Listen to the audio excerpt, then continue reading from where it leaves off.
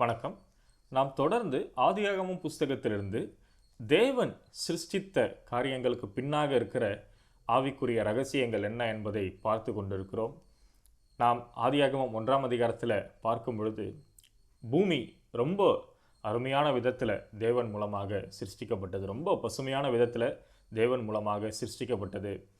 ஆனால் அந்த பூமி சிருஷ்டிக்கப்படுறதுக்கு முன்னாடியே இந்த அழகான பசுமையான அந்த பூமியினுடைய சாயல் தேவனுடைய இருதயத்தில் இருந்தது. நான் ஏற்கனவே சொல்லியிருந்தது போல தேவன் சிருஷ்டிகர். அவர் தன்னுடைய இருதயத்தில் இருக்கிற காரியத்தை தன்னுடைய சிருஷ்டிப்பின் கிரியைகள் மூலமாக வெளிப்படுத்தினதை தான் நம்ம ஆதியாகமம் 1ஆம் அதிகாரத்தில் பார்க்கிறோம். நாம் எப்படி இதற்கு முன்பாக சொன்னது போல ஒரு சிற்பியாக இருக்கிறவன் தன்னுடைய இருதயத்தில் இருக்கிற அந்த வடிவத்தை அவனுடைய கிரியின் மூலமாக ஒரு அழகிய சிலையாக வெளிப்படுத்துகிறான். அதே மாதிரி ஒரு ஓவியனாக இருக்கிறவன் தன்னுடைய இருதயத்தில் இருக்கிற அந்த வடிவத்தை ஒரு ஓவியம் என்ற ரீதியில் அவன் வெளிப்படுத்துகிறான். அந்த மாதிரி தேவன் சிருஷ்டிகர், ஆதலால் அவர் அவருடைய சிருஷ்டிப்பின் மூலமாக அவருடைய இருதயத்தை வெளிப்படுத்துகிறார். பிரியமானவர்களே, தேவனுடைய இருதயத்தில் இப்படிப்பட்ட சொர்க்கத்துக்குரிய ஒரு உலகம்தான் இருந்தது. ஆனால் இப்போ கண்களுக்கு முன்னாடி பார்க்குறப்போ பூமியானது ஒழுங்கின்மையாக இருக்குது, வெறுமையாக இருக்குது, இருளாக இருக்குது. ஆனால் ஏற்கனவே தேவனுடைய இருதயத்தில் பூமியை நோக்கின அப்படிப்பட்ட பசுமையான ஒரு சாயல் இருந்ததுனால தேவன் அவருடைய வார்த்தையை அனுப்பி அந்த வார்த்தையின் மூலமாக அவருக்கு பின்னாடி இருந்த அந்த இருதயத்தை அவர் அந்த வார்த்தையோடு சேர்த்து அனுப்புகிறார். அவரோட வார்த்தைக்கு வல்லமை இருக்குது. அதனால் அவருடைய வார்த்தை போய் சென்று அந்த இருளை அகற்றி போட்டப்போ, அந்த ஒழுங்கின்மையை அகற்றி போட்டப்போ, அந்த வெறுமையை அகற்றி போட்டப்போ இயல்பாகவே அவருடைய இருதயத்தில் இருந்தது போல பூமி பசுமையானது, பூமி ரொம்ப செழிப்பானது, பூமி ரொம்ப அழகாக மாறியதை நாம் பார்க்கிறோம். பிரியமானவர்களே, இதே மாதிரியான ஒரு விதத்தில் தான் தேவன் நம்முடைய இருதயத்திலும் கிரியை செய்ய விரும்புகிறார். நம்முடைய இருதயத்திலும் கூட அவர் இப்படிப்பட்ட ஒரு அழகான செழிப்பான ஒரு பசுமையான அந்த உலகத்தை அவர் அமைத்தது போன்று நம்முடைய இருதயத்தையும் கூட அவர் அமைக்க விரும்புகிறார். இன்றைக்கு பல்வேறு மக்கள் இந்த உலகத்தில் வாழ்ந்து கொண்டிருக்கிறாங்க.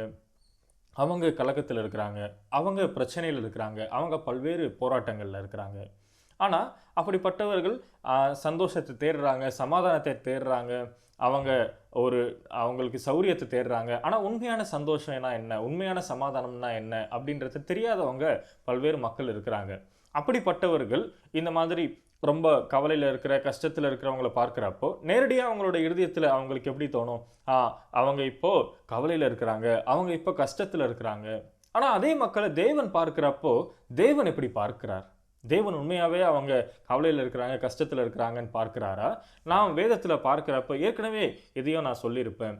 லாசரு மரித்து போயிருந்தார், 38 வருஷ வியாதியஸ்தன் இருந்தான், விபச்சாரத்தில் பிடிக்கப்பட்ட ஸ்திரீ இருந்தாங்க. இப்படிப்பட்ட பல்வேறு மக்களை இயேசு சந்திக்கிறார். மற்றவர்களுடைய கண்களுக்கு இவர்களை பார்க்கும் பொழுது அவர்கள் மரித்தவன், இவங்க பாவி, அந்த மாதிரி அவங்க நியாயம் தீர்த்தாலும், ஆனால் இயேசுவனுடைய கண்களுக்கு அது எப்படி இருக்கிறது? இவர்கள் அந்த 38 வருஷ வியாதியின் மூலமாக பிடிபட்டிருக்கிறாங்க. ஈவன் மரணத்தின் மூலமாக பிடிபட்டிருக்கிறான். மரணம் இப்போ அவங்களை ஆட்கொண்டுட்டு இருக்கு, அந்த வியாதி அவங்களை ஆட்கொண்டுட்டு இருக்கு. இப்போ நான் அவர்களை அழகான விதத்தில், ரொம்ப செழிப்பான விதத்தில், ரொம்ப பசுமையான விதத்தில் அவர்களுடைய வாழ்க்கையை நான் பார்க்கிறேன், அவங்களுடைய வாழ்க்கையை நான் மாற்ற விரும்புகிறேன். அப்போ இயேசு என்ன பண்ணுறாரு? அவருடைய வார்த்தையை அனுப்புகிறப்போ அந்த நேரத்தில் அவர்களை பிடித்திருந்த அந்த மரணமாக இருக்கட்டும், அவர்களை பிடித்திருந்த அந்த வியாதியாக இருக்கட்டும், அதால் அங்கே நீடிக்க முடியல. இப்போ மரித்து போன லாசரு அண்டையில் இயேசு வருகிறார். இயேசு வரும் பொழுதே நிச்சயமாக மரணத்திற்கு தெரிந்திருக்கும். இயேசு நம்மை நோக்கி வருகிறாரு. இப்போ அந்த நேரத்தில் மரணம் பயந்துருக்கும். ஐயோ, நம்மளால் இங்கே ரொம்ப நேரம் இருக்க முடியாது, நம்மளுடைய ஆளுகை இந்த லாசருவின் மேலே ரொம்ப நேரம் இருக்க முடியாது, ஏன்னா இயேசு வருகிறார். அதே போல் இயேசு அந்த இடத்துல சொல்கிறாரு, லாசருவே வெளியே வா. அவரோட வார்த்தை அங்கே அனுப்பப்படுகிறது. அப்போது மரணத்தால் ரொம்ப நேரம் அந்த இடத்துல நீடிக்க முடியல, மரணம் அங்கேருந்து போய்விட்டது. அப்போ லாசருனுடைய வாழ்க்கை அந்த இயேசுனுடைய வார்த்தையின் மூலமாக புதுப்பிக்கப்பட்ட ஒரு அழகிய ஒரு மகிமைக்குரிய வாழ்க்கையாக மாறியதை நாம் பார்க்கிறோம். இதே மாதிரி தான் அவர் 38 வருஷ வியாதியஸ்தனோட வாழ்க்கையிலையும் கிரியை செஞ்சார். இதே மாதிரி தான் அந்த விபச்சாரத்தில் பிடிக்கப்பட்ட ஸ்திரீயினுடைய வாழ்க்கையிலையும் கிரியை செஞ்சார். அதுக்கப்புறம் அவங்க போய் அந்த இயேசுனுடைய மகிமையை மற்றவர்களுக்கு வெளிப்படுத்தினப்போ எல்லாருமே ரொம்ப ஆச்சரியப்பட்டதை நாம் பார்க்கிறோம். பிரியமானவர்களே, இன்றைக்கு நாம் வேதத்தில் பார்க்கும் பொழுது 1 கொரிந்தியர் 15ஆம் அதிகாரத்தில் இப்படி ஒரு வசனம் வருகிறது. அந்த மரணம் ஜெயத்தின் மூலமாக விடுங்கப்பட்டது. அப்போ இயேசுவனுடைய வார்த்தை ஒரு இடத்துல பிரவேசிக்கிறப்போ அந்த இடத்துல மரணம் இல்லை, மரணம் காணாமல் போயிடுது. அந்த இடத்துல வியாதி இல்லை, வியாதி காணாமல் போயிடுது. எப்படி ஒரு தவளை ஒரு ஈசலை பிடித்து சாப்பிடுகிறது என்றால் அதன் பிறகு அந்த ஈசல் அங்க இல்ல, அது இந்த உலகத்துல இல்ல, அது விழுங்கி போடப்பட்டது, அது இப்ப காணாம போயிடுச்சு. அந்த மாதிரி தான் தேவனுடைய உலகத்திலையும் நாம இந்த உலகத்துல பார்க்கிறப்ப மரணம் சுத்தி வந்துட்டு இருக்கு, வியாதிகள் சுத்தி வந்துட்டு இருக்கு, நிறைய பிரச்சனைகள் நம்மளை சுத்தி வந்துட்டு இருக்கு. ஆனா தேவனுடைய உலகத்துல அது விழுங்கப்பட்ட விஷயத்தை போலதான். அங்க இருக்கிறதெல்லாம் தேவனுடைய மகிமை, அங்க இருக்கிறது எல்லாம் தேவனுடைய எல்லா சந்தோஷமும் எல்லா சமாதானமும் அங்க இருக்கு.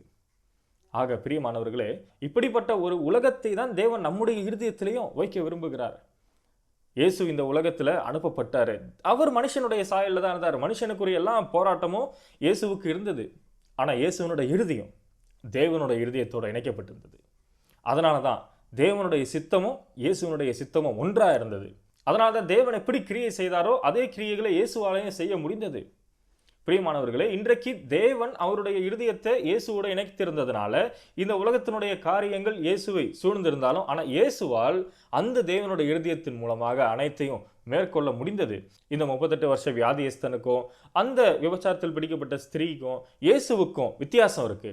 ஏன்னா இவர்களால அந்த பிரச்சனைகள் எல்லாம் மேற்கொள்ள முடியல, ஆனா இயேசுவால் அந்த பிரச்சனைகளை மேற்கொள்ள முடிந்தது. ஏன்னா தேவனுடைய இருதயம் இயேசுவுக்குள் இருந்தது. தேவன் இயேசுவோடு இணைந்திருந்தார்.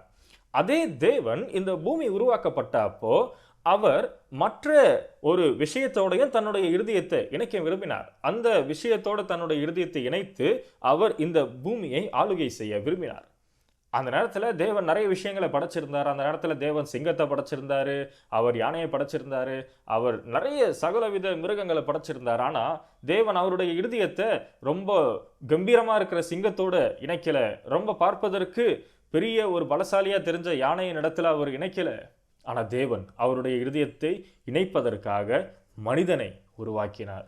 நாம் வேதத்தில் பார்க்கிறோம். ஆதியாகமம் 1:26 பின்பு தேவன் நமது சாயலாகவும் நமது ரூபத்தின்படியையும் மனுஷனை உண்டாக்குவோமாக, அவர்கள் சமுத்திரத்தின் மச்சங்களையும் ஆகாயத்து பறவைகளையும் மிருக ஜீவன்களையும் பூமி அனைத்தையும் பூமியின் மேல் ஊறுகிற சகலவித பிராணிகளையும் ஆளக்கடவர்கள் என்றார். இந்த இடத்தில் தேவன் மனிதனை அவருடைய சாயலாகவே சிருஷ்டித்தார் என்பதை நாம் பார்க்கிறோம். இது எவ்வளவு ஆச்சரியத்துக்குரிய ஒரு விஷயம். ஏன்னா தேவன் மற்ற எந்த ஒரு சிருஷ்டிப்புகளுக்கும் இப்படிப்பட்ட விசேஷ விதமான ஒரு காரியத்தை செய்யல. ஆனா மனிதனை அவர் அவருடைய சாயலாகவே சிருஷ்டித்தார். காரணம் என்ன? ஏன்னா அவருடைய இருதயத்தை இணைக்கக்கூடிய விதத்துல தேவன் மனிதனை உருவாக்கி இருந்தார். மனிதன் இந்த உலகத்துல படைக்கப்பட்டப்போ இந்த நம்மை போன்ற இந்த மாம்சத்தை உடைய மனிதனாக படைக்கப்பட்டிருந்தாலும், ஆனா தேவன் அவருடைய இருதயத்தை அவனுக்குள்ள வைத்திருந்தப்போ நீங்க பார்த்தீங்கன்னா ஆதாம், அவர் ஒவ்வொரு மிருகத்துக்கும் பேரிட்டாருன்னு நம்ம பைபிளில் பார்க்குறோம். அப்போ எல்லா மிருகமும் ஆதாமுக்கு கீழ்ப்படிந்திருந்தது. ஆதாமுக்கு கீழ்ப்படிந்திருந்தது அப்படின்னா அதுக்கு என்ன அர்த்தம்? ஆதாமுக்குள்ள இருக்கிற தேவனுடைய இருதயத்திற்கு அந்த எல்லா மிருகங்களும் கீழ்ப்படிந்தது. இப்போ அந்த தேவனுடைய இருதயத்தை மனிதன் தன்னுடைய இருதயத்திற்குள்ள பெற்றுக்கொண்டப்போ மனிதன் தேவனுடைய சாயல் ஆனான். அந்த தேவனுடைய சாயலோடு அவன் இந்த உலகத்தை ஆளுகை செய்யும் பொழுது எல்லா விஷயங்களும் அவனுக்கு கீழ்ப்படிந்ததை நம்ம பார்க்கிறோம். இது அவனுக்கு கீழ்ப்படியல, ஆனா அவனுக்குள்ள இருந்த அந்த தேவனுக்கு எல்லா விஷயங்களும் கீழ்ப்படிந்தது. அப்போ மனிதன் அந்த நேரத்துல தேவர்களை போன்ற வாழ்க்கையை வாழ்ந்து கொண்டிருந்தா இது எவ்வளவு ஒரு ஆச்சரியத்துக்குரிய, எவ்வளவு ஒரு விசேஷ விதமான கிருபைக்குரிய ஒரு வாழ்க்கையாக இருந்திருக்கும் நாம் கற்பனை செய்து பார்க்கும் பொழுது. ஆனா பிரியமானவர்களே, எப்பொழுது சாத்தான் மனிதனை வஞ்சித்தானோ, எப்பொழுது அந்த சர்ப்பம் அந்த ஸ்திரியை வஞ்சித்ததோ, அந்த நேரத்துல இந்த தேவனுடைய இருதயம் மனிதனுக்குள்ளாக இருந்து நீக்கப்பட்டது. மனிதனுக்குள்ளாக இருந்து நீக்கப்பட்டதுன்னு சொல்றதை விட மனிதன் தேவனுடைய இருதயத்தை தூக்கி எறிஞ்சான். அந்த மாதிரி அவனுடைய இருதயத்துல தேவன் அனைத்து அதிகாரங்களையும் தந்திருந்தாரு, எல்லா விஷயங்களையும் அவருடைய இருதயத்தின் மூலமாக ஆளக்கூடிய ஒரு சாயலை தந்திருந்தாரு. ஆனா அந்த தேவனுடைய இருதயத்தை தூக்கி எறிஞ்சதுக்கு அப்புறம் அதற்கு முன்னாடி இல்லாத இந்த அவநம்பிக்கை, இந்த பொறாமை, இந்த எரிச்சல், இந்த மாதிரியான விஷயங்கள்லாம் அந்த தேவனுடைய உலகத்துல இல்லை. ஆனா இந்த மாதிரி விஷயங்கள்லாம் அந்த சாத்தானுடைய இருதயத்தை பெற்றுக்கொண்டதுக்கு அப்புறம் மனிதனுடைய வாழ்க்கையில வர ஆரம்பிச்சது. சந்தோஷம், சமாதானம் போன்ற காரியங்கள் மனிதனுடைய வாழ்க்கையிலிருந்து விலகி போனதை நம்ம பார்க்கிறோம். பிரியமானவர்களே, இன்றைக்கு நான் பிரச்சனையில் இருக்கிறோம், இன்றைக்கு நான் போராட்டத்தில் இருக்கிறோம். நான் யோசிச்சு பார்க்கிறப்போ ஏன் நான் பிரச்சனையில் இருக்கேன், ஏன் நான் போராட்டத்தில் இருக்கேன், நான் எதற்காக இந்த மாதிரி வாழ்க்கையில் இருக்கேன், அதற்கு காரணம் என்னவென்று பார்க்கும் பொழுது அப்படிப்பட்ட சில பிரச்சனைகள், அப்படிப்பட்ட சில உபத்திரவங்கள் என்னோட வாழ்க்கையில வர அப்போ அதை சமாளிக்கக்கூடிய தேவனுடைய இருதயம் எனக்குள்ள இல்லை. எனக்குள்ள இருக்கிறதுலாம் என்னுடைய சொந்த சிந்தனை, என்னுடைய சொந்த கையாளும் திறமைகள், இதை வைத்து நான் ஒரு விஷயத்தை பிரச்சனையை தீர்க்கணும்னு நினைச்சேன்னா அது எனக்கு இன்னும் பாரமாக அமைந்து போகிறது, சோர்வாக அமைந்து போகிறது. இந்த உலகத்துல எப்பொழுது மனிதன் அந்த சாத்தானுடைய இருதயத்தை பெற்றுக்கொண்டானோ அந்த நேரத்துல இருந்து அவன் தேவனுடைய இருதயத்திற்கு புறம்பானா, தேவனுடைய இருதயத்திற்கு எதிராய் போனா. இன்றைக்கு நான் ஒரு வேலையை செய்கிறேன், அது எனக்கு ரொம்ப கஷ்டமா இருக்கு, அது எனக்கு ரொம்ப போராட்டமா இருக்கு அப்படின்னா என்னோட இருதயத்துல தேவனுடைய இருதயம் இல்லை அப்படின்றது தான் அதற்கு காரணம். ஏன்னா தேவனுடைய இருதயம் இருந்ததுன்னா அந்த நேரத்துல ஆதாமுக்கு பெரிய சிங்கம் அவனுக்கு முன்னாடி வந்தாலும் ஒண்ணுதான், ரொம்ப சின்ன எலி அவருக்கு முன்னாடி வந்தாலும் ஒண்ணுதான். ஆனா இன்னைக்கு நம்மளோட வாழ்வுல நமக்கு பிரச்சனைன்னு வரப்போ நமக்கு பெருசா தோணுது, நமக்கு சின்ன பிரச்சனை பெரிய பிரச்சனை அந்த மாதிரி நிறைய விதத்துல நாம் அந்த பிரச்சனையின் மூலமாக ஆட்கொள்ளப்படக்கூடிய மனிதர்களாக மாறிவிட்டோம். எப்பொழுது ஆதாம் தேவனுடைய இருதயத்திற்கு வித்தியாசமான ஒரு இருதயத்தை பெற்றுக்கொண்டானோ, ஒரு எதிரான இருதயத்தை பெற்றுக்கொண்டானோ, அந்த நேரத்திலிருந்து எல்லா விஷயங்களும் ஆதாமுக்கு எதிரானதை நம்ம பார்க்கிறோம். ஆதாம் அந்த பாவத்தில் விழுந்து போனப்போ அந்த பூமி அவருக்கு இன்னும் முள்ளும் ஒரு குறுகும் தான் முளைத்ததை நம்ம பார்க்கிறோம். எந்த ஒரு செழிப்பான விஷயத்தையும் அதற்கு கொடுக்கல. அதே சமயத்தில் எல்லா விஷயங்களும் மிருகங்கள் எல்லாமே வந்து ஆதாமுக்கு எதிராக போனது. ஏன்னா எல்லாமே வந்து தேவனை சார்ந்ததாக இருக்குது, எல்லாம் தேவனுடைய வார்த்தையை சார்ந்ததாக இருக்குது. பிரியமானவர்களை, இன்றைக்கு பார்க்கும் பொழுது அந்த மாதிரியான ஒரு இருதயத்தை நாம் பெற்றுக்கொண்டதுனால நாம் அழிக்கப்பட வேண்டிய மக்கள், அந்த அழிவை நோக்கி போக வேண்டிய மக்கள். ஆனால் தேவன் அவருடைய இருதயத்தை நமக்கு தர விரும்பினதுனால இந்த பாவத்தினுடைய ஆளுகையை நம்மை விட்டு அவர் நீக்க விரும்பினார். இந்த பிரச்சனையினுடைய ஆளுகை நம்மை விட்டு நீக்க விரும்பினதுனால தான் அவர் இந்த பூமிக்கு இயேசுவை அனுப்பினார். இயேசு இந்த பூமிக்கு வந்து அவர் சிலுவையில் அறையப்பட்டு அவர் மரித்தார், அவர் ரத்தம் சிந்தி மரித்தார், நம்மளுடைய பாவத்தை எல்லாத்தையும் அவர் முடித்தார், அவர் விழுங்கி போட்டார், அவர் அதை கழுவி விட்டார். அப்போ அந்த இருதயத்தை மறுபடியும் பெற்றுக்கொள்ளக்கூடிய மனிதர்களாக நாம் மாறி இருக்கிறோம். தேவன் அப்படிப்பட்ட ஒரு சாயலை நமக்கு மறுபடியுமாக தந்திருக்கிறார்.